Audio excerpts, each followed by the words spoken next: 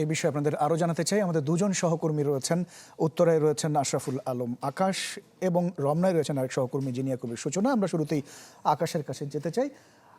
আকাশ, মহানবমীর একেবারেই শেষ লগ্নে আমরা আসলে রয়েছে এবং বলছিলাম যে সনাতন ধর্মাবলম্বী যারা রয়েছেন তাদের আজকে আনন্দের পাশাপাশি বিষাদেরও সুর।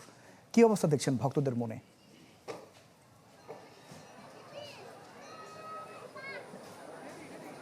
ইমতিয়াজ, বলা যায় 5 দিনের যে শারদীয় দুর্গোৎসব, আজকে চতুর্থ দিন আর আগামীকালকে বিসর্জনের মধ্য দিয়ে হিন্দু ধর্মাবলম্বীর সবচেয়ে যে বড় ধর্মীয় উৎসব সেটি শেষ হতে যাচ্ছে। যেহেতু আজকে মহানবমীর দিন, প্রত্যেকটি মণ্ডপে মণ্ডপে আমরা দেখেছি যে বিদায়ের যে সুর সেটি কিন্তু বেজে উঠেছে। যারা ভক্তরা আছেন তারা তাদের যে আকুতি, সে আকুতির কথা কিন্তু তুলে ধরছেন, বলছেন আসলে প্রতি বছর এই দিনটির জন্য তারা অপেক্ষা করে থাকে, তাদের দুর্গা দেবীর জন্য তাদের যে প্রার্থনা, তাদের যে আরাধনা সেগুলো কিন্তু তারা করে থাকেন।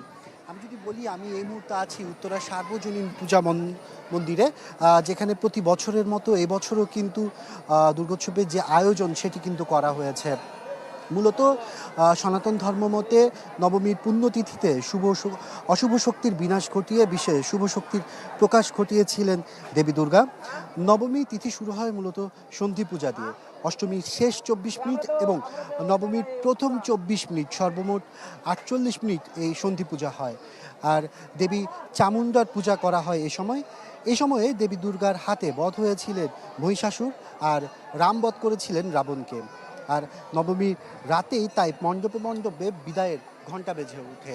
আগামীকাল দশমী, আর দশমী বলতেই দেবী দুর্গার যে বিসর্জন, সে বিসর্জনের দিন, যে কারণে ভক্তদের যে আকুতি, সে আকুতি কিন্তু আজকের দিনটিতে দেখা যায়। তাদের যে শ্রদ্ধা, তাদের যে ভালোবাসা, তারা কিন্তু প্রতিটি মণ্ডপে মণ্ডপে গিয়ে সেটি প্রকাশ করার চেষ্টা করছেন। সব ধরনের যে পূজার যে আর্চনা সেগুলো কিন্তু আমরা দেখেছি তারা তাদের ধর্মীয় রীতি মেনেই কিন্তু করে আসছেন।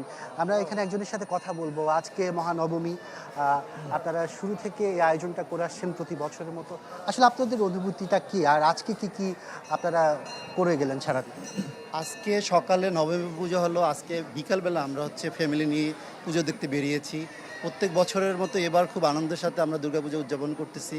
খুবই সুন্দর সুশৃঙ্খল।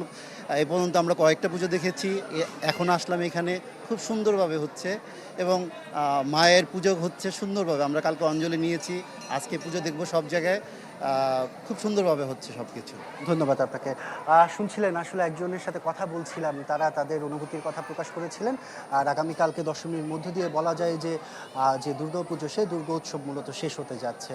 অনেক ধন্যবাদ আশরাফুল আলম আকাশ আমাদের সাথে উত্তরা থেকে যুক্ত হয়েছেন। আরেক সহকর্মী রমনায় রয়েছেন, রমনার একটি মণ্ডপে তিনি রয়েছেন জিনিয়া কবির সূচনা। সূচনা, কি অবস্থা দেখছেন?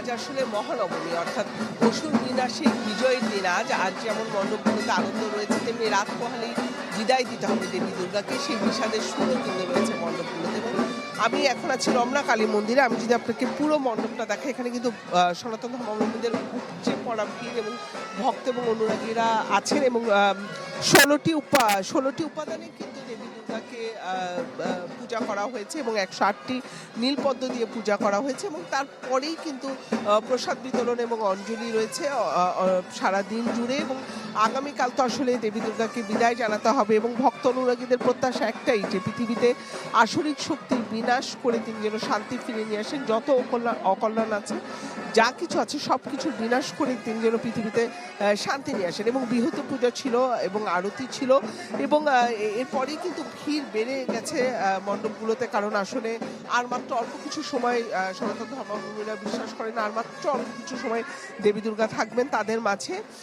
দেশ ও দশের মঙ্গল কামনায় কিন্তু তারা নতজানু হয়ে আছেন এবং তারা একটি কথা বলেছেন যে আসলে ভক্তি শ্রদ্ধা আরাধনা চলছে দেবী দুর্গার, তবে তারা একটি কথা বারবার বলেছেন যে তাদের অঙ্গীকার একটি, দেবী দুর্গার কাছে যেন সবকিছু ভুলে সবাই যেন একসাথে সব উৎসব উদযাপন করতে পারে এবং কোনো ধরনের শঙ্কা যেন না থাকে পৃথিবীতে, কোনো ধরনের রোগশোক যেন না থাকে। এবং এবার দেবী দুর্গা এসেছেন গজে চড়ে, তবে তিনি ফিরবেন দোলায় চড়ে।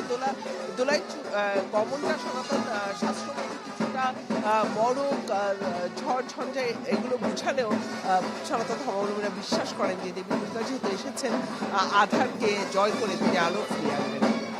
অনেক ধন্যবাদ জিনিয়া কবির সূচনা আমাদের সাথে যুক্ত হয়েছিলেন।